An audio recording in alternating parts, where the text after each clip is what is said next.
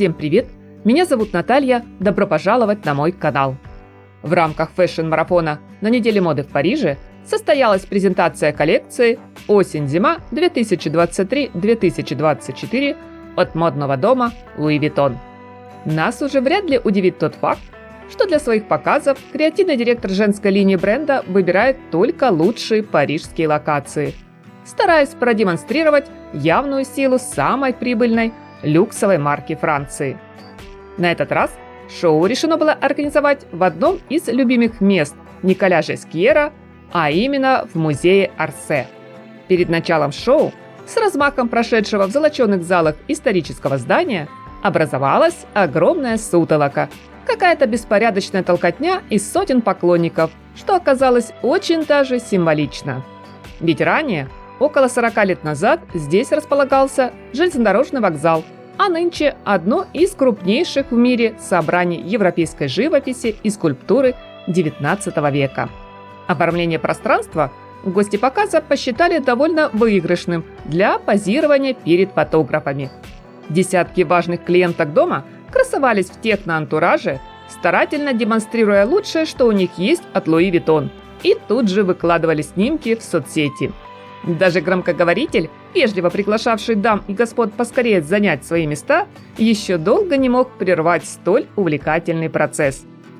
Но, наконец-то, шоу-программе был дан старт, и на подиуме в виде каменной мостовой появились модели.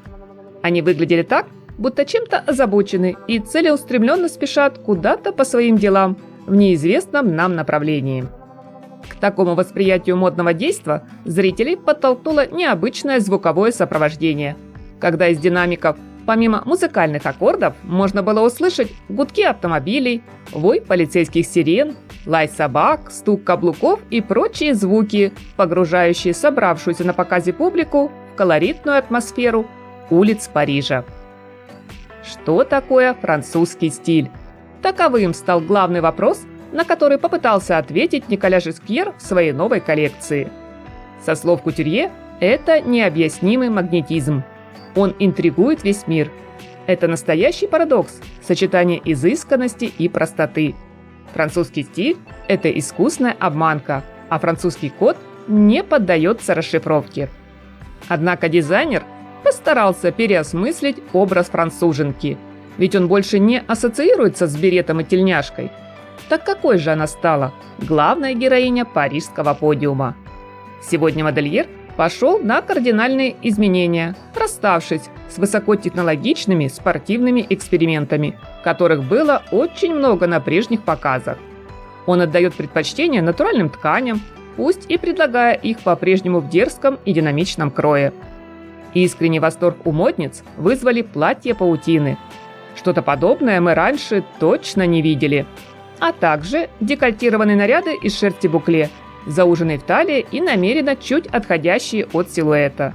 Не менее хороши коктейльные платья в меловую полоску или костюмную клетку, которые расширялись к низу идеальным квадратом. Непомерно объемные брюки-баллоны сменяли на модном показе варианты более классического ровного кроя, правда, с разрезами в области коленок. Но раз коллекция зимняя, то не лишними здесь окажутся леггинсы первым слоем.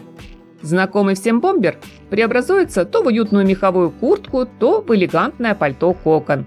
Особая фишка – трехцветные сапоги и ботильоны, словно нога у моделей черные туфли-лодочки в дуэте с гольфами или носочками.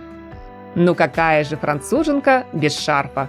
Конечно, дизайнер не забыл включить в гардероб на холодный сезон этот знаковый аксессуар, которым бережно укутал шеи модели и закрепил ярким украшением брошью.